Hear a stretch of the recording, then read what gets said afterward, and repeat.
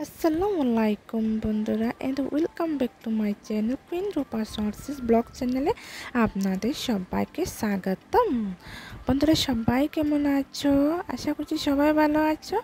আলহামদুলিল্লাহ, আল্লাহর রহমতে আমিও ভালো আছি। তো শুভ সকাল বন্ধুরা, সকাল সকাল আপনাদের সাথে আবার নতুন একটা ব্লগ নিয়ে চলে এসেছি।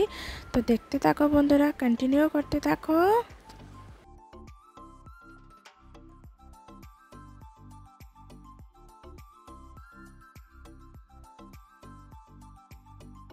তো দেখো বন্ধুরা, আমার মাটন রান্না কতটুকু সুন্দর কালার হয়েছে। দেখো বন্ধুরা, কিভাবে রান্না করা হবে, কী কী মশলা দিয়ে রান্না করা হবে, খুব অল্প উপকরণ দিয়ে বাড়ি ঘরে যা মশলা থাকে তা দিয়ে রান্না করেছি। দেখতে থাকো বন্ধুরা। তো দেখো আমি এখানে আদা, কাঁচা লঙ্কা, রসুন পেস্ট করার জন্য মিক্সি গ্রাইন্ডারে করে নেব এটা। তো মিক্সচারে এভাবে করে নিয়েছি। তো দেখো বন্ধুরা, কত সুন্দর করে পেস্ট করে নিয়েছি। তো পেস্ট করা আমার শেষ হয়ে গেছে। তো এখানে আমি মাংসটা ফ্রিজ থেকে বের করে এনেছিলাম, যে মাটনের মাংসটা ছিল। তো এটা আমি সুন্দর করে ধুয়ে নিয়েছি হালকা মানে ভালো পরিষ্কার জল দিয়ে। তো একে একে আমি মশলাগুলো দিয়ে দিচ্ছি বন্ধুরা। তো হলুদের গুঁড়া দিয়ে দিলাম, সুন্দর করে পরিষ্কার জল দিয়ে ধুয়ে নিয়েছিলাম। ধুয়ে নিয়ে কাটার পর আস্ত আস্ত ছিল, বাজার থেকে এনেছিলাম। এনে আমি ফ্রিজে ভাবে রেখে দিই কিছুদিন, মানে কারণ হঠাৎ করে যদি কেউ আসে তখন আমি কী করবো, আমার বর তো বাসায় থাকে না, তার জন্য আমি কী করি, মাংসগুলো এনে এভাবে ফ্রিজে স্টক করে রেখে দিই। যখন নাকি কেউ আসবে আত্মীয় স্বজনরা, তখন আমি কী করি, মাংসগুলো বের করি, এভাবে ফ্রিজে রেখে তো ওটাকে রান্না করে খাওয়াই বা নিজেও খাই। তো দেখো বন্ধুরা, জিরে গুঁড়া এবং নুন স্বাদ মতো দিয়ে দিচ্ছি। মশলাগুলো আমি সবগুলো একসাথে কিন্তু ম্যারিনেট করে নেব বাড়িতে বন্ধুরা। অবশ্যই দেখো আমি তেল দিয়ে দিলাম বন্ধুরা, তেজপাতা, এরপর পেঁয়াজ কুচি করে রাখা। এখানে আমি পেঁয়াজ দিয়েছি বন্ধুরা, 5টা পেঁয়াজ। কেননা বন্ধুরা আমি 5টা পেঁয়াজ কেটেছিলাম, মানে এগুলো আমি দেখাতে পারিনি। আমার এক হাতে আমি সব কিছু করতে হচ্ছে, এক হাতে মোবাইল, এক হাতে হচ্ছে এই কাজ করছি আমি, তার জন্য একটু অসুবিধা হচ্ছে বন্ধু, তোমরা বুঝে নিও। তো এখানে আমি যে পেস্ট করে রাখা মশলা এবং আদা, রসুন, কাঁচা লঙ্কা, ওইগুলো সব এখন আমি এই যে মাটনটা করেছিলাম ওখানে আমি এখন মেখে নেব বন্ধুরা। অবশ্যই তোমরা অবশ্যই এভাবে ট্রাই করে দেখবে বন্ধুরা। মানে মাটনের মধ্যে এভাবে মাংসটা মানে মশলাগুলি এভাবে ম্যারিনেট করলে কী হয় বন্ধুরা, মশলাটা সুন্দর করে হয়, মিশে যায়। আরে তার জন্য এভাবে ম্যারিনেট করে অন্ততপক্ষে আধা ঘন্টার মতো মানে চাপা দিয়ে রেখে দিলে ভালো হয়, খেতেও খুব দুর্দান্ত লাগে বন্ধুরা। সব মশলা দিয়ে আমি এটা এভাবে মেখে নেব। নতুন বন্ধুরা যারা আমার চ্যানেলে নতুন হয়ে দেখছো আমার ভিডিও, অবশ্যই চ্যানেলটাকে সাবস্ক্রাইব করে বেল বাটনটা মানে প্রেস করতে কিন্তু একেবারে বলবো না। অবশ্যই আপনার যদি কোনো অংশ ভালো লেগে থাকে অবশ্যই লাইক, শেয়ার, কমেন্ট করতে বলবেন না। আপনাদের বন্ধুদের সাথে অবশ্যই কমেন্ট করেও কিন্তু জানাবেন আমার যে কুকিংয়ের যে রান্নার ইয়েটা কেমন হয়েছে বন্ধুরা। তো দেখো বন্ধুরা, আমার এখানে তেল কড়াইতে দিয়েছিলাম, ওটা গরম হয়ে গেছে কড়াই চাপানোর পর। তো দেখো এখানে আমি এলাচ এবং দারচিনি দিয়ে দিলাম, কারণ মশলাটা সব আমার মাংসর মধ্যে মাটনের মধ্যে ম্যারিনেট করা হচ্ছিল। তো একে একে আমি মাংসগুলো দিয়ে দিচ্ছি। আগে কিন্তু মাংসর মধ্যেও কিন্তু আমার তেল দেওয়া ছিল, তো আমি আবারও কিন্তু তেল মাংসর মধ্যে আমার কী হয় জানো বন্ধুরা, মানে তেল বেশি হলে কিন্তু খেতেও কিন্তু দুর্দান্ত লাগে। তার জন্য মানে এভাবে আমি কষিয়ে নিচ্ছি বন্ধুরা। তো দেখো মশলা মানে কড়াইটার মধ্যে এভাবে মিশিয়ে মানে করে নিচ্ছি, কষিয়ে নিচ্ছি লাল লাল করে। তো আমি ঢাকা দিয়ে রেখেছিলাম, যে দেখো ঢাকাটা খুলে নিচ্ছি মাংসটা। দেখো বন্ধুরা, জল কিন্তু ছেড়ে দিয়েছে, কেননা বন্ধুরা জল ছেড়ে দিয়েছে, তোমরা হয়তো মানে করতে পারো। জল ছেড়ে দেওয়ার কারণ হচ্ছে গিয়ে মানে মাংসটা মানে ফ্রিজে রাখা ছিল, তো ফ্রিজের মাংস তো তার জন্য। তো বন্ধুরা অবশ্যই তোমরা কিন্তু কমেন্ট করে মতামত জানাবেন। আমার নতুন বন্ধুদেরকেও জানাই অনেক অনেক ভালোবাসা এন্ড সালাম জানাই আমার পক্ষ থেকে। আর পুরাতন বন্ধুরা যারা আছো তাদেরকেও জানাই আমার পক্ষ থেকে সালাম এবং অনেক ভালোবাসা।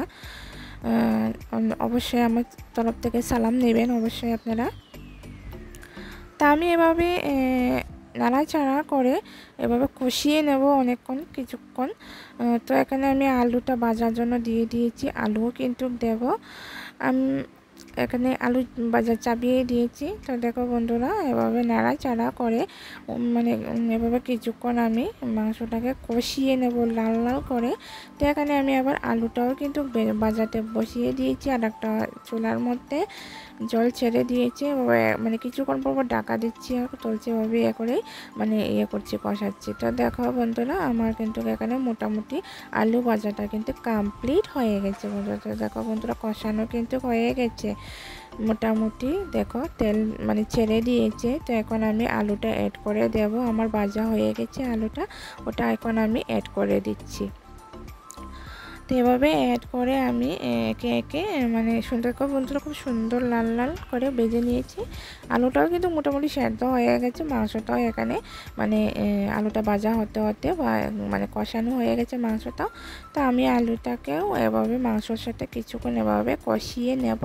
তো এরপর আমি গরম করে জল দেব, কেননা এটা মাটনের মাংস, মাটন তো তার জন্য।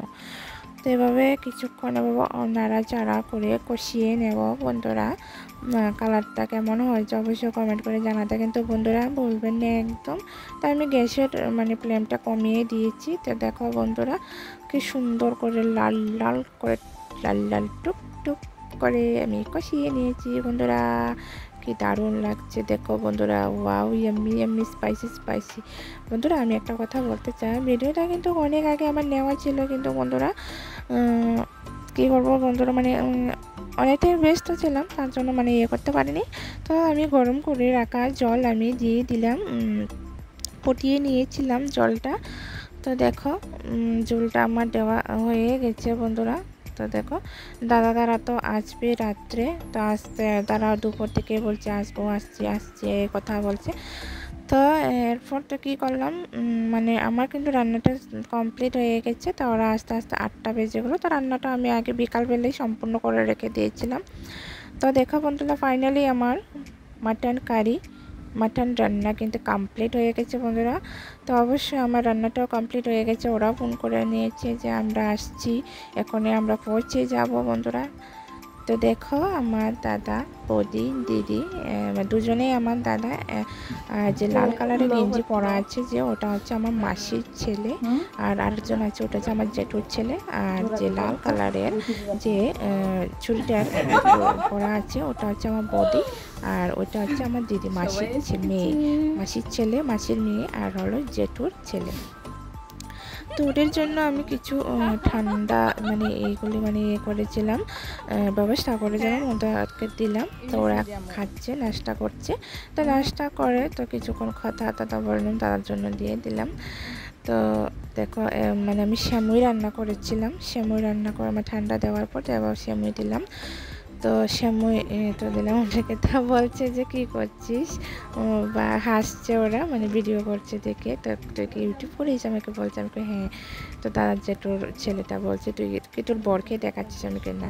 তো নাস্তা শেষ, তো এখন মানে খাবে এখন।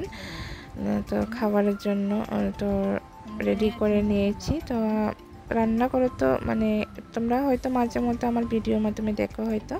তো যার জন্যই আমার বেডরুমে ওদেরকে নিচে খাবার জন্য, ডাইনিং নেই তো বন্ধুরা, তার জন্য রুমের মধ্যে খাবারের জন্য দিয়ে দিলাম।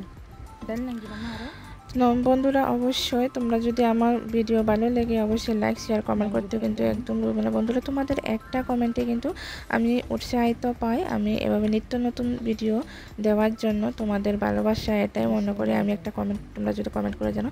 তো ওদের খাওয়া দাওয়া কমপ্লিট হয়ে গেছে, এখন টাটা দিয়ে দিচ্ছে, ওরা চলে যাবে এখন। আমি বললাম যে একটু টাটা দিয়ে দাও না, তো বলছে দিদি টাটা দিয়ে আসছে। তো বন্ধুরা মানে বেশি ভিডিওটা আর বেশি বড় করছি না, তো ওরা মানে বাড়ি যাবে। তো আবার নেক্সট ভিডিওতে দেখা হবে বন্ধুরা। তো রাত্র হয়ে গেছে, তো বাইরে গিয়ে আবার কী করলাম, যাওয়ার সময়টা মানে করেছিলাম। যাওয়ার সময় কিন্তু খুবই কষ্ট হচ্ছিল বন্ধুরা, খুবই কষ্ট হচ্ছিল, কিন্তু মানে কী করবো বন্ধুরা, যাওয়ার সময় একটু ক্লিপ ফটো নিয়ে নিলাম। তো সবাই আপনারা ভালো থাকবেন। আসসালামু আলাইকুম বন্ধুরা, ভিডিওটা এখানে বেশি বড় করছি না। Tata, bye bye.